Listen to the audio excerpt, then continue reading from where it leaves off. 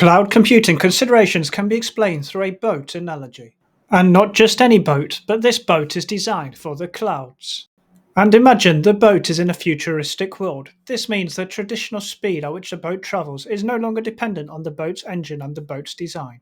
But for the purposes of this analogy, indulge me, let's just imagine these old school components were still there, but just not used as much as they were. Instead, in the new futuristic world of boats, it's all about the cloud and the cloud elements, which are the 4 elements you can see on the screen beneath the cloud. These 4 elements are the critical elements known as network, compute, storage, and data. And these elements become the crucial thing that drives the boat's performance. And it's no longer about the engine and the boat design, but rather these 4 cloud elements. And to highlight this in the analogy, the red boxes indicate the old approach, and the blue boxes indicate the new cloud approach to boat design in the future. Now there's an important technical caveat to know around databases. Whilst many cloud service providers provide databases as a service, these are not, however, classified as fundamental cloud computing services. The fundamental cloud computing services are the 4 listed above: the network, compute, storage, and data, and actually databases fall under the storage element. So you can think of databases as a subset of storage services. And so I will draw a red dotted line to the database from the storage service to make this clear on the diagram. And so that covers performance. Now I want to touch upon the next consideration, which is portability. And to explain the concept of portability, let's expand this analogy out. And imagine that the cloud service provider CSP providing the boat with this cloud service is Microsoft Azure Cloud Platform. But imagine over time the Azure Cloud Platform had problems and therefore the boat started to have problems with this cloud service platform.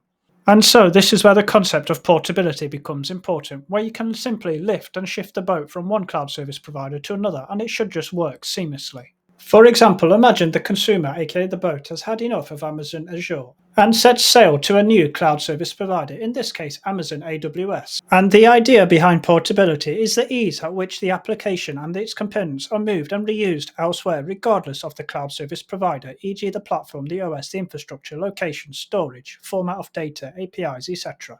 And this concept of portability is important to prevent what is known as vendor lock-in. You see, the ability to switch between cloud service deployments provides numerous business benefits by allowing identical cloud deployments to occur across different cloud providers. And the concept of portability is closely tied with another concept known as interoperability. Interoperability is a bit like compatibility.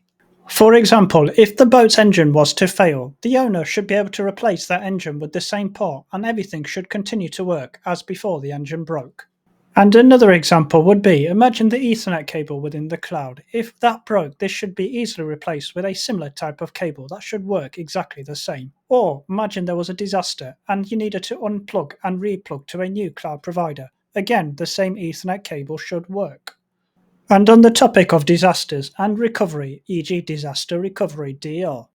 And this brings us nicely into another consideration, which is resiliency. And this is where portability and interoperability really come into play. So let's use the colors of the 2 clouds in this example to color the interoperability. And the asteroid here in the diagram represents a disaster which may be caused as a result. And to make this really clear, in reality this could be an equipment failure, power outage, or natural disaster. Now it's worth noting that since most cloud providers share a significant higher number of devices and redundancies compared to a traditional on-prem, say IT, data team, or even a data center.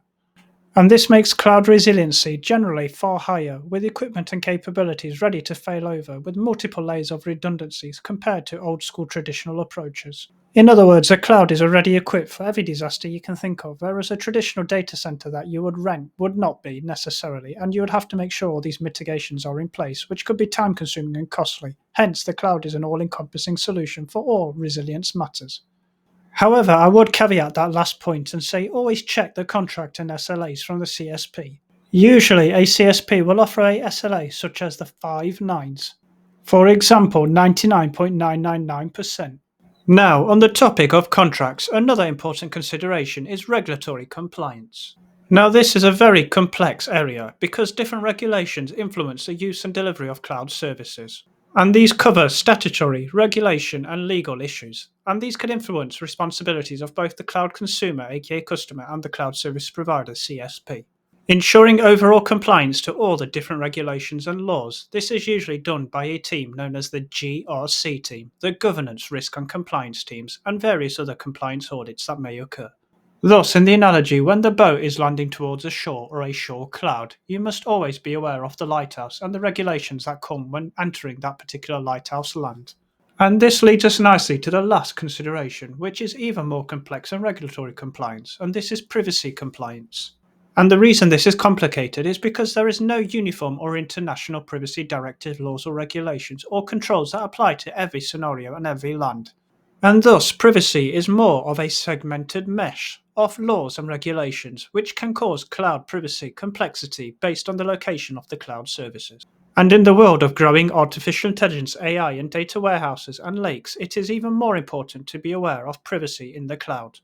I hope you found today's video informative. If you did, it would be awesome if you could like and subscribe to help support this channel, as all your likes and subscribe push this channel further up the YouTube algorithm so that it can grow and more audiences can watch this video.